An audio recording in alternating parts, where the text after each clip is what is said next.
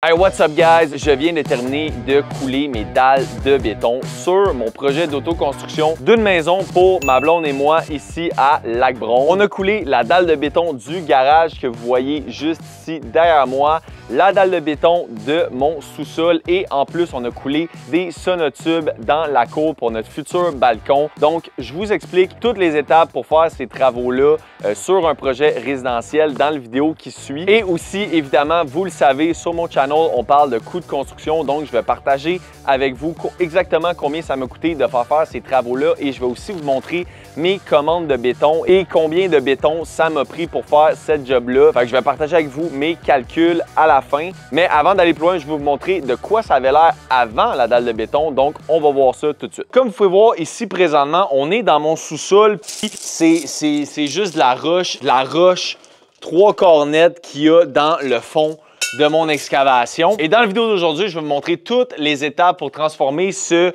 plancher de roche en dalle de béton.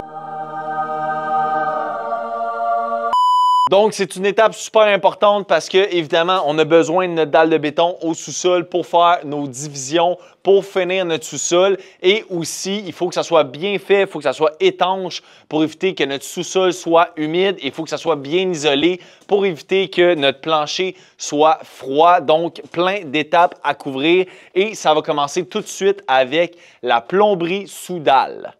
Yes, alors voici mon petit time-lapse que j'ai enregistré pendant que mes plombiers faisaient la job. Donc, on peut voir, ils sont dans la cave et ils sont en train de pelleter de la roche.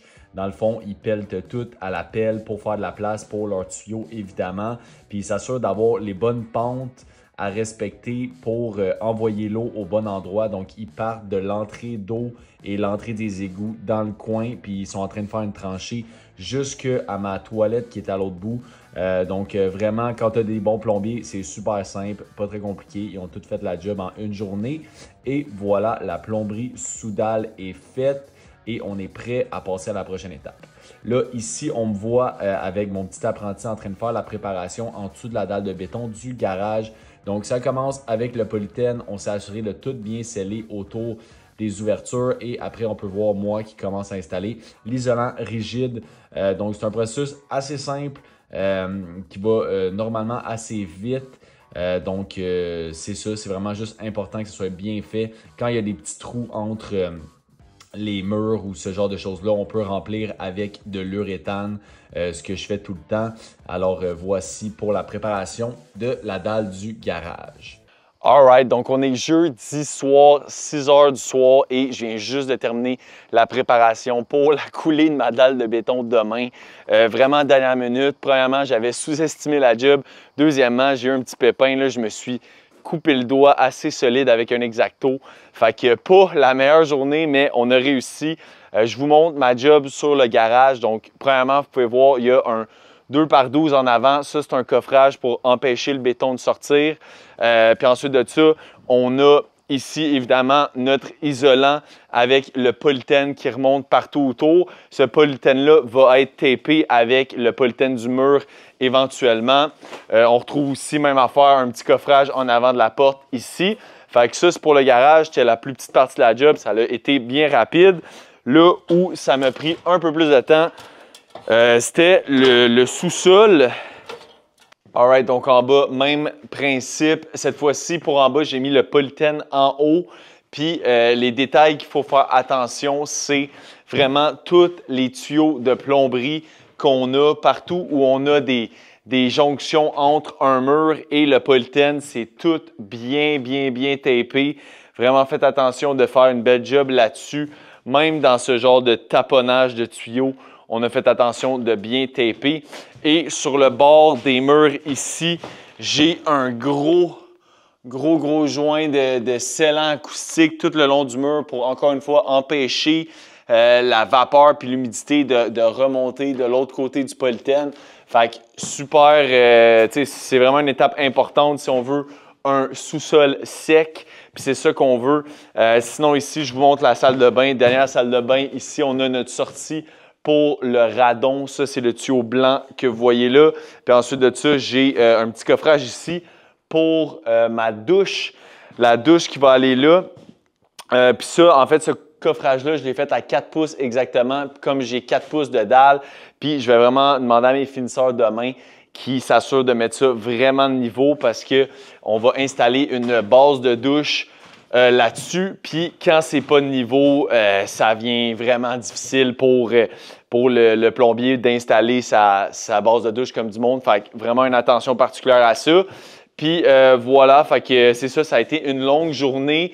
Il y a eu des petits pépins, comme je vous ai dit, mais on est prêt demain pour la grande journée, la coulée. Alors, la coulée de béton, ça prend 3 intervenants pour couler une dalle de béton. Premièrement, évidemment, la bétonnière. Ici, on a Béton Suprême qui nous amène nos 14 mètres cubes de béton pour faire nos dalles. Ensuite de ça, on a la pompe à béton. Ici, on voit une pompe à béton pour plancher. Donc, une pompe à béton régulière, c'est pas comme un gros boom. C'est quelque chose de standard. Puis, on a notre gang de finisseurs de béton ici qui sont en train de fumer une clope avant de commencer. Alors, comment ça fonctionne? La bétonnière met le béton dans la pompe qui l'amène jusque dans le sous-sol pour couler notre dalle. Alors ici, on voit l'équipe, nos finisseurs avec le gars qui pompe le béton, qui sont en train d'installer ça. Comment qu'ils font? C'est que les finisseurs se font une baguette qui viennent accoter sur le plafond pour toujours avoir la même épaisseur, respecter le 4 pouces de béton partout puis essayer de faire un job de niveau. Après un certain temps, quand ça commence à sécher, ils peuvent ensuite embarquer sur la dalle. C'est là qu'ils utilisent leurs outils, là, dont une hélice, pour faire une belle finition sur la dalle. Puis ça, ils vont le faire à plusieurs reprises, comme 4-5 fois pendant le processus pour avoir vraiment une belle job lisse à la fin. Maintenant, ce que vous voyez derrière moi, c'est mes sonotubes pour mon futur balcon. Donc, pour faire mes sonotubes, j'ai loué une genre de machine pour faire des trous. Je me suis dit que ça allait aller super bien, que ça allait être super facile. Puis finalement, ça a été vraiment l'enfer. La machine était juste pas assez forte. Dès que je pognais une roche, à jamais, il fallait que je l'enlève à la main. Bref, j'ai fait de mon mieux, mais j'ai vraiment pas atteint le 5 pieds là, que ça prend partout. Fait que c'est ça. Je regrette un petit peu mon choix. Si c'était à refaire, je prendrais des pieux vissés, même si ça aurait coûté sûrement plus cher. Mais voilà, ça m'aurait sauvé bien du temps et ça aurait été une plus belle job. Là, comme c'est là, j'ai mis 8 sonotubes avec des braquettes ajustables sur les sonotubes. Fait que je me dis que dans le pire des cas, si le sonotube serait à caler un petit peu dans le futur, ben, je serais capable de l'ajuster avec la vis qui est sur la braquette. Mais bon, au moins c'est fait. Je suis déjà prêt à faire mon balcon. Puis en termes de dollars, là, ça n'a vraiment pas coûté cher parce que c'était comme le surplus de béton qu'on avait. Des sonotubes, ça ne coûte pas grand-chose. Les braquettes, c'est vraiment négligeable. Puis louer la terrière pour faire les trous, ça a coûté à peu près 200 $ avec la livraison. Fait que au moins, je mentir que ça n'allait vraiment pas coûter cher. Mais c'est ça. Comme j'ai dit, si c'était à refaire, je prendrais des pieux vissés.